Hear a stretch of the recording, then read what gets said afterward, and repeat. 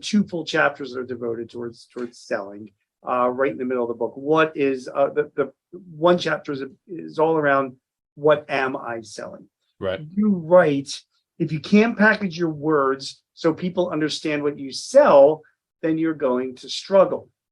So first of all, I have to say that I give you lots of kudos for having a sentence that didn't have any profanity in it. So thanks for that. Because there's a lot of different ways you could have written a sentence. Right.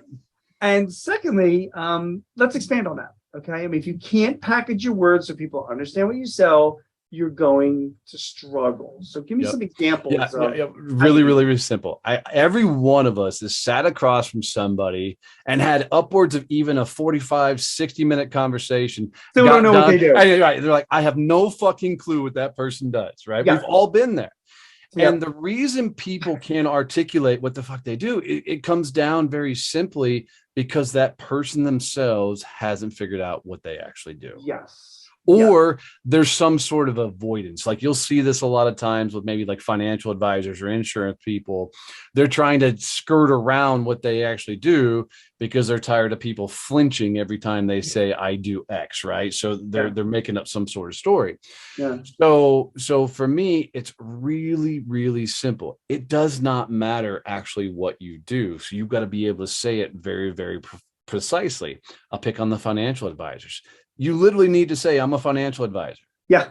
That's it, right? Yeah. You know, there's nothing else beyond that. Anything beyond that, and you're trying to sell. And that's where it hangs most people up, and why we get confused is we sit across from that person for an hour and they spent the hour, which should have been a good, valuable conversation back and forth, opening doors for each other, trying to convince you that their service or product is the greatest thing since sliced fucking bread, versus having a real, adult fucking conversation. But you have to admit, though, that even if somebody says that they're a financial advisor, it's pretty likely that whoever is getting that response is going to say, what does that mean? So you do have to be prepared with something concise to say, well, this is what I do, right? Or this is how I can help you. For sure. I don't disagree with that. I think as long as it's coming from a perspective more focused on who you're trying to get to, right? So if I said I'm a financial advisor and they're like, what does that mean? I'm going to say something along the lines of, well, I specifically work with CEOs, small business owners that have less than 40 employees, right? And describe the individual that I actually do business for. Yeah. Or even better yet, I'm going to say, I do work with a lot of small business owners, but I'm really focused on meeting with other insurance agents or somebody else that's targeting that same industry. Sure.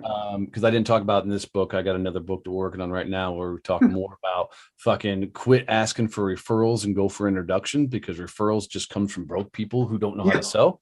Yeah. But it's the same idea of being able to articulate specifically who you're looking for.